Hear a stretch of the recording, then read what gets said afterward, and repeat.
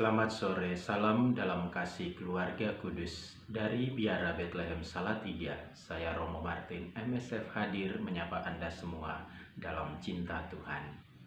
Hari ini, Senin 6 April, hari pertama Pekan Suci. Saya mengajak kita sekalian untuk merenungkan Injil Yohanes, bab 12 ayat 1 sampai dengan 11. Marilah kita mempersiapkan diri untuk mendengarkan Tuhan. Dalam nama Bapa dan Putra dan Roh Kudus, amin. Ya Bapa yang penuh kasih, syukur dan terima kasih atas anugerah-Mu kepada kami, kebaikan demi kebaikan, dan teristimewa penyataan cinta-Mu kepada kami melalui pengorbanan Yesus Kristus Putra-Mu. Saat ini kami mau mendengarkan firman-Mu. Tolonglah kami dengan Roh Kudus-Mu supaya kami dapat mendengarkannya dengan baik, merenungkannya dalam hati kami, dan melaksanakannya dalam hidup kami. Demi Kristus Tuhan dan pengantara kami. Amin.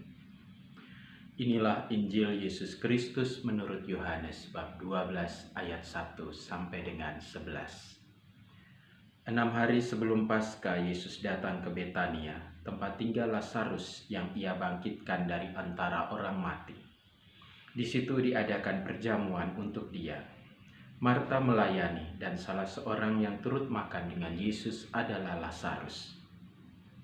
Maka Maria mengambil setengah kati minyak narwastu murni yang mahal harganya, lalu meminyaki kaki Yesus dan menyekanya dengan rambutnya.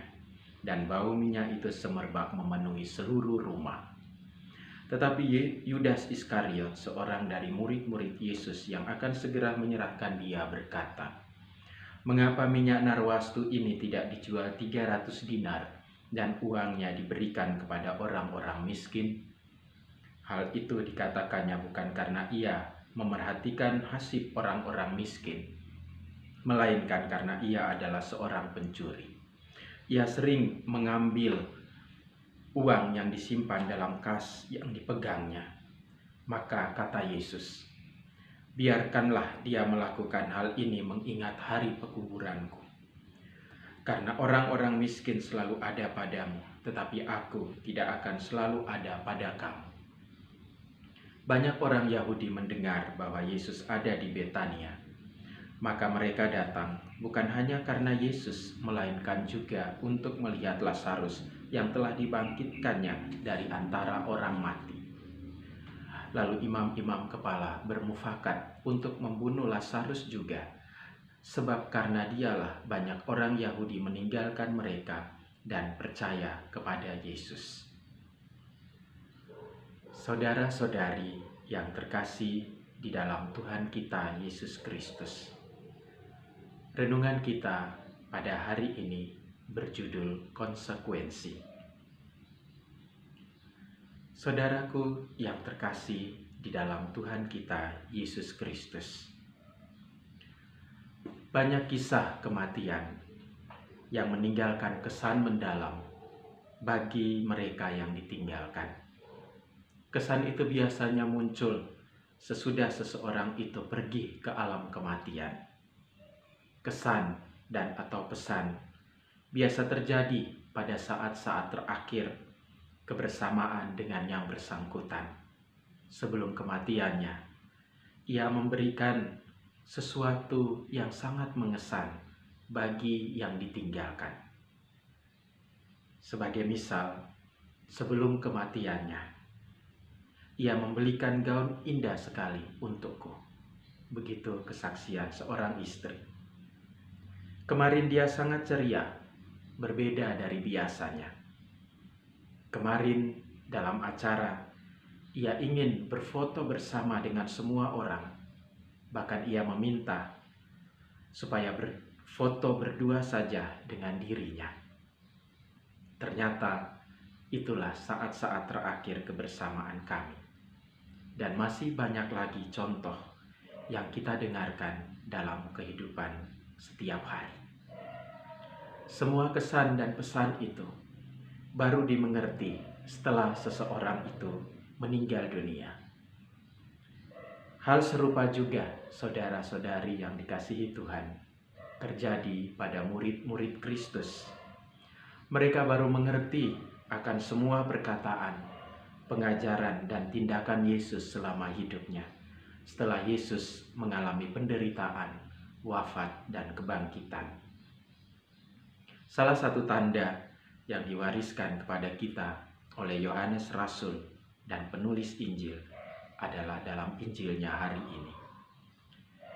Maka Maria mengambil setengah kati minyak narwastu murni yang mahal harganya, lalu meminyaki kaki Yesus dan menyekanya dengan rambutnya, dan bau minyak semerbak di seluruh rumah itu. Tetapi Yudas Iskariot, seorang dari murid-murid Yesus yang akan segera menyerahkan dia, berkata, "Mengapa minyak narwastu ini tidak dijual 300 dinar dan uangnya diberikan kepada orang miskin?" Yohanes bab 12 ayat 3-5. Saudaraku terkasih, tindakan Maria adalah tanda kematian yang akan dialami oleh Yesus. Sebelum dimakamkan, mereka mengurapi tubuh Yesus dengan minyak wangi. Sedangkan tindakan Yudas adalah tanda pengkhianatan yang akan dilakukannya kepada Yesus, Sang Guru. Yudas menjual Yesus kepada imam-imam kepala dengan harga 300 keping perak.